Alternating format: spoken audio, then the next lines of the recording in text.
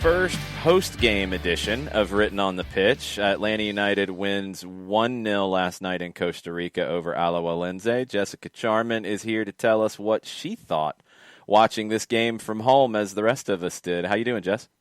I'm doing very well. How about yourself? Doing good. We've got a lot of goalkeeper stuff to talk about from last night, which I know you're excited about. But generally, first time you've seen Gabriel Heinze's team in a competitive match. What'd you think?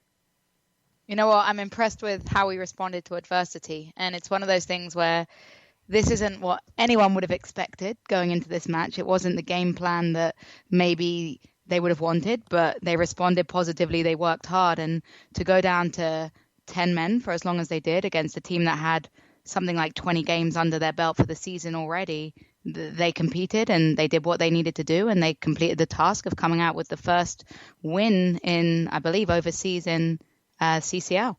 Yeah, first win on the road. It had been a loss in Herediano, a loss in Monterrey, a draw with Motagua, and a loss at Club America. So you get the win here. The penalty that gave Atlanta the opportunity to score, I thought it was a penalty live. I thought it was a penalty on the first two replays. They did find a replay that made it look like it wasn't a penalty. But look, these things happen, and usually they go against MLS teams on the road in Concacaf.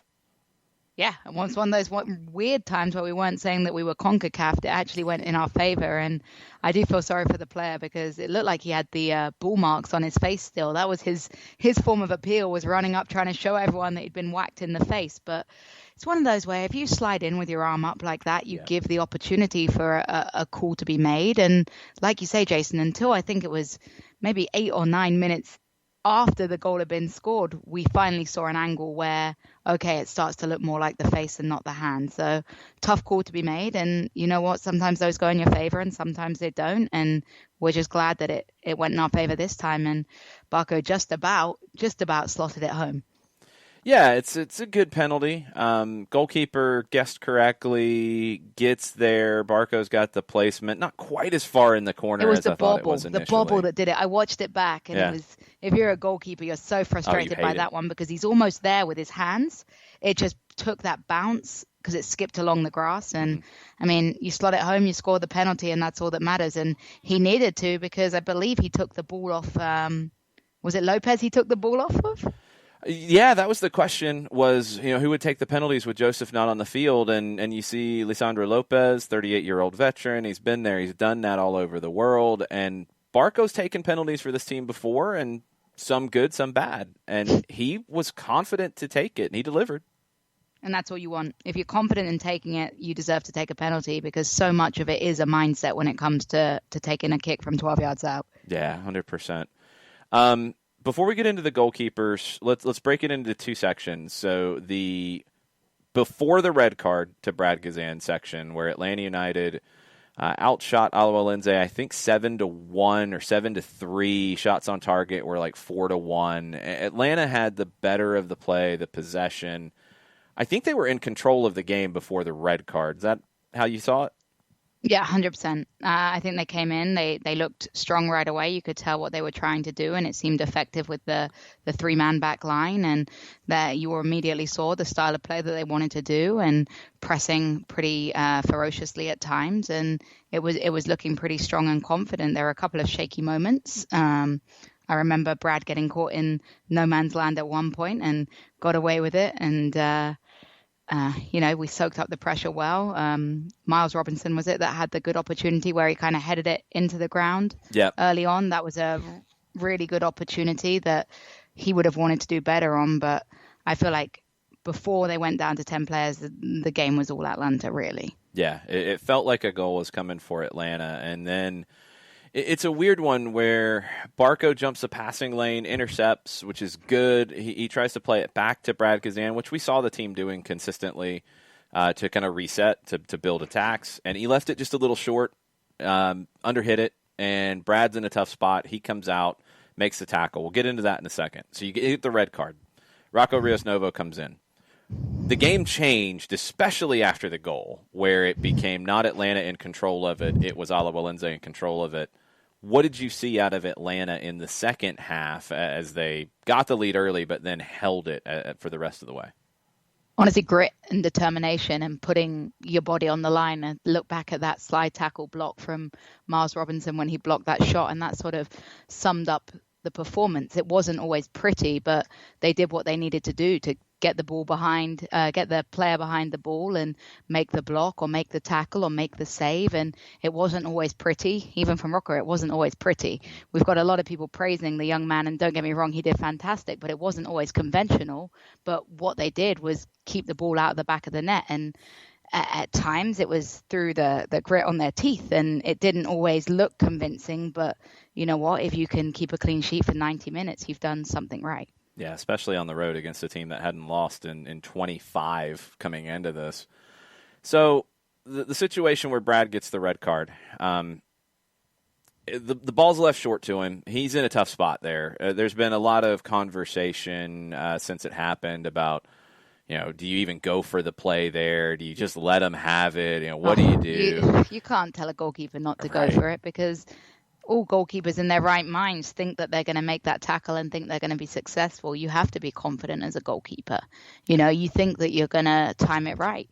And honestly, Guzan probably had a word with Barco in the locker room later on, because it's one of those where we get lucky. It could have cost us more than just a red card. It could have cost us the game in terms of playing with 10 players and a man down. And it's one of those where, with the style of play that Atlanta United wants to do, and they're going to want to use their goalkeeper, those things have to be more crisp. Those things have to be well placed, because you can't afford to leave your goalkeeper in no man's land. You can't stitch him up like that. Yeah, I was pleased with Barco in the second half. I thought he did really put in a good shift in the second half. Mentally, I was impressed, because we've seen in the past that he can be. Sometimes he shows his age in that he has let things get on his back sometimes and sort of played with his head down. He responded positively to what was an error on his part, and he will have known it's an error. But instead of beating himself up or kind of feeling sorry for himself, it looked like he responded positively and was putting in the work rate and had some good ideas and very close at times to connecting. Just sometimes those margins are going to be, come the end of the season, those margins will be on the same page. We're a game in at the end of the day. Yeah, for sure. Any problems with the red card to Guzan? No. When I saw a yellow pulled out, I thought he'd got away with one. I did too. I could not believe when I saw a yellow card in the referee's hands. I couldn't. Now, if it had been in the box, obviously he was trying to make a play on the ball and it would have been a yellow card. But he swiped him away, and it's always going to be a goal scoring opportunity. It's always going to be a red card. I did think he might have talked himself into a yellow. Brad can be quite the charmer, and he knows how to smooth his way with referees. But I listened to your show this morning with speculation on what it was, and you have to wonder with the headset whether it was either the AR talking to him, or maybe, like you say, sometimes these things are in the same pocket. It's easy to pull out the wrong card. Yeah, it can happen. My guess is the AR got some information to him, as everybody else is yelling at him too. I mean, it's in a Concacaf Champions League game, every moment is contentious, and this is a 29-year-old referee who's one of the real shining lights in this confederation for Concacaf. He's got U20 World Cup experience. I thought he managed the game as a whole really, really well. Two tough moments. You look at the red card and you look at the penalty, but as you say, with the penalty, if it takes us 4 different replays to figure out that there's a chance that it probably wasn't a hand, you got to think he's watching that live, no VAR, none of that. So at the end of the day, referees are human. Yeah. And he's probably going to get a talking to about the fact that he so obviously had the yellow card in his hand for that time, and that he was surrounded by players. But you know what? He's human and he's going to make mistakes. And at the end of the day, he got the call right by the end of the situation. What do you think of Brad in the first half? Not so much the goalkeeping element with what we usually talk about, because I'm trying to remember if he had to make a save. I think one. I think he had a couple of pickups, some good scoops where he had his footwork right to cover the goal, but he didn't have any big moments. Nothing big. He had a couple, as a field player essentially, and he had some with his distribution. What do you think about Brad in this new role where he's going to be asked to do more of that, come outside his 18, make plays outside, without his hands, but also be a field player in possession? Look, I think it's going to be an adjustment. You've got a goalkeeper who's 36 or so and has played a sort of way his entire career. And he has been at Atlanta, had been called on more with his distribution. And he is trying to slot into this modern goalkeeper. But he's going to have to practice, and the whole team's going to have to practice in terms of where his starting position needs to be, because he is more of that sweeper keeper. And I mentioned that one moment where he got lucky. He did what he had to do. He shielded the ball out and got a deflection on. But that's one of those where you're looking in your mind's eye and you're like, well, those are those moments where if your starting position isn't right, you may get caught in no man's land.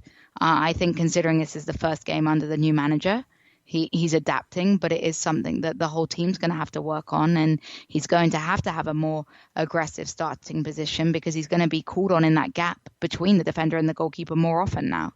Yeah, that's a really key element. That's maybe the biggest change for Gazan is he's just got to start so much higher up than maybe he's accustomed scary. to. And, Gazan's not a small goalkeeper, but he's not 6'8", right. So for smaller goalkeepers, it's more nerve-wracking going the higher up the pitch you go, because you are more at risk of being caught above your head as well. So it's always in the back of your mind about not cheating your starting position and then inviting the chip or inviting the long shot. So it's all about balance, and you can only really work on that in minutes, match minutes, which now he's losing obviously next week's game because he'll be suspended. And sometimes in practice you'll be able to do 11v11s, but what's so hard about starting positions is that's not something you can recreate very easily in a practice situation. It's something that has to be done in true match minutes. Yeah, it's a tough one to recreate with the intensity of it. A couple people were worried with some of his passes through the middle. I actually wasn't. I liked the confidence that he had with the ball at his feet. I was really comfortable with him in those situations. And I think the difference is he's playing it to players that maybe are a little bit more confident on the ball and more aware. I liked Ibarra. I think he's an upgrade from Remedy, honestly. I thought he had more awareness on the pitch and was a little bit quicker, and it was effective, and if you can make those splitting passes and you can trust your goalkeeper to make them, you have an extra field player. Yeah, I thought he made a couple of those. I think Sosa was one he picked out a couple times too, and Ibarra. I was happy with that. That part was really good. Tackle, he's just late, and he's put in a bad position. He's got to come for it. Now let's get to the replacement. Rocco Rios Novo. He's there because Alec Can had surgery. Ben Lundgaard had an injury in preseason. Neither one was able to go. Rocco gets the call on the 4-day contract to be the emergency goalkeeper. He's expecting a trip to Costa Rica. He's expecting to watch Brad Gazan in goal, and he gets thrown in at the end of the first half and has to see a free kick that could be headed on frame and ultimately wasn't. That's his first moments there. He ends up making 6 saves, which is an Atlanta United record in CONCACAF play. What do you think of young Rocco Rios Novo? I think he did everything that he could have done in that match. He kept a clean sheet, and that's the most important thing. And the pressure and the mindset that he must have had on that bench. I've sat on benches before on a first team when I was 16 and never, ever expected to go in. You don't.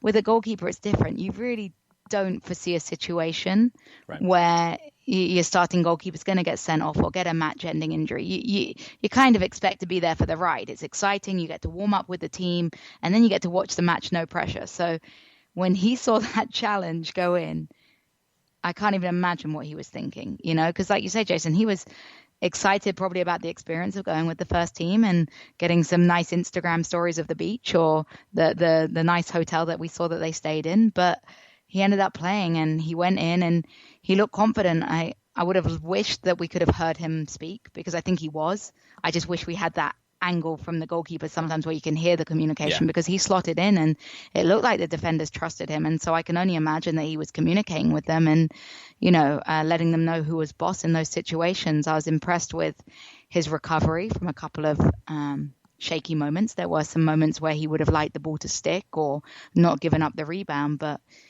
he was always there to recover and just looked sharp and very mobile and agile. And I think that's where the age difference between him and Guzan. He has that little bit of advantage. Guzan's got far more experience, but he might be a little bit more nimble and quicker across the goal.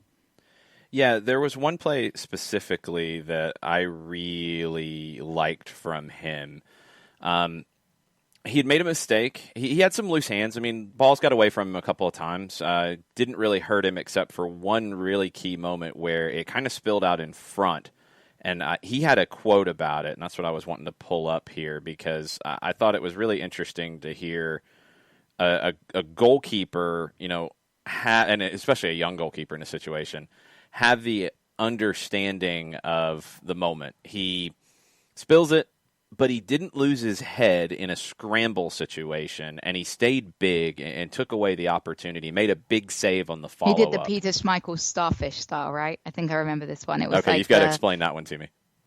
He sort of had his body in a star shape. He had his arms big, bent his knees, and I think it ended up coming off of his legs. Yeah, got as big as he possibly could. If he'd have panicked, he would have probably committed early and gone down. And then if you go down early, you allow an open goal. What he did was stood his ground and stood big and forced the striker really to hit it at him. And it was really well done. And I was relieved for him because, it would have been one of those that he looked back and rued the error if he hadn't made up with it for the save. So, he clearly looks very confident with close range one-on-one quick reactions because he had a couple of those big moments and really brave as well, diving at the feet a couple of times. So, like I say, he wasn't, he's 18 years old, I believe. I think the commentator said 19, but I did some Googling and I think he's 18. He played a very mature performance. He had good game management. He knew about wasting time. He had a very mature performance. And if I was Atlanta United and we weren't sure about who's going to be fit, I would be trying to sign him on another one of those short-term contracts that they're allowed in the season. Yeah, I think you're comfortable with him if he has to start next Tuesday. You don't have to rush Can or Lundgaard. The question is who will be behind him because you don't have anybody if Can and Lundgaard aren't ready to go. Because Reyes isn't a pro, right? No, he's not a pro. So you're going to have to figure that part out, which could get really interesting. But who would you? Okay, that's a question. Who is your backup goalkeeper of the field players that played? That's a really good question because... And that's a good one. I want to hear people... That's a good tweet question, I think, too. Yeah, you're going to have to tag the show and tweet that one out because I know in the past, we would hear about Leandro Gonzalez-Perez, going in and on the Fridays before games and having a little fun in goal and taking it seriously, getting really competitive, but he's not a goalkeeper. If that situation happened, you're probably throwing him in there because he would grab the gloves and do it. Now, I don't know who that would be, really. I can't see a nitty-gritty. I don't know. Brooks Lennon showed some nitty-gritty last night. It was nice to see some real he's got the mentality from him. He's got the mentality. I could see him being a Nick Raimondo-style, scrappy, small goalkeeper. Fearless as well. Yeah. That's a good shout. I could actually see that. Okay, I like that. The one other thing on Rocco that stood out to me is hands questions at times, but footwork I thought was really his good. Distribution. Yeah. And the length as well. You know, when he needed to clear the lines and have the distance, he had a real nice relieving kick as well. And, he looked so confident with receiving the ball back at his feet and he took his time and he didn't mind some light pressure from the forwards. And I think that's, when you look at the age and the era he's grown up in terms of goalkeeping, he is that modern goalkeeper. He is that goalkeeper that they've started working on his feet when he's U5, U6, So he does have that advantage. You compare that to Brad Guzan, who's growing up in the early, 90s playing in the 90s when you're barely getting rid of the back pass rule, So you've got the advantage that he's been working on his feet and knowing this role of a goalkeeper for a lot longer. Yeah, it's huge. It's a huge difference in mentality. All right, we're almost out of time. This is a short one, but we'll get caught up with some of these post-game shows and sometimes pre-game shows as we go with Written on the Pitch. I want to end with this. I want to ask you, what is one thing you think the team needs to be better at next week to advance past Alajuelense, and what is one thing that you're maybe a little worried about in that second leg with Alajuelense coming to town? I think we need to be more clinical in front of goal. When you look back to that Miles Robinson opportunity, you have to bury chances like that because you do only have a 1-goal lead. And if he'd have finished that one, the 2-goal lead, you'd have felt far more confident going in to the game at home. So I think we've got to be more clinical. And I would be a little bit worried about the gaps in the midfield. We did well and we soaked up the pressure, but I think at times there looked like too big a gap between the defensive line and the midfield. So we need more of someone to sort of sit as a shield in front of the back line. And who was your man of the match last night? The goalkeeper in me wants to say Rocco, but I think Sosa to me just was another caliber, and I cannot wait to see him in MLS. Yeah, Sosa was it for me. I was getting killed on Twitch during the watch-along for not putting Rocco in the vote for man of the match. Look, he wouldn't even want it himself. Do you know what I mean? It's one of those where as a goalkeeper, yes, he's excited that he's kept a clean sheet, but he knows it wasn't the best performance of his life. He did everything he needed to do, but I think game-changing performance is Sosa. Yeah. And I thought Robinson and Walks also. I thought our back line did really well. And like I say, you've got to give Rocco credit for that too, because he's the one that's organizing his back line at the end of the day. It was exciting stuff. Atlanta gets their first win of 2021. Gabriel Heinze gets his first win as manager. Rocco Rios Novo gets 6 saves. He gets his first appearance with a first team. Lots of firsts yesterday. Second game is next Tuesday in Kennesaw. We will catch up with Written on the Pitch after that one is done, and we'll talk about it, but we'll also look ahead to MLS game number 1 in Orlando next weekend. That'll be lots of fun. Jess, thanks for the time, as always. Thank you so much. Can't wait to talk next week.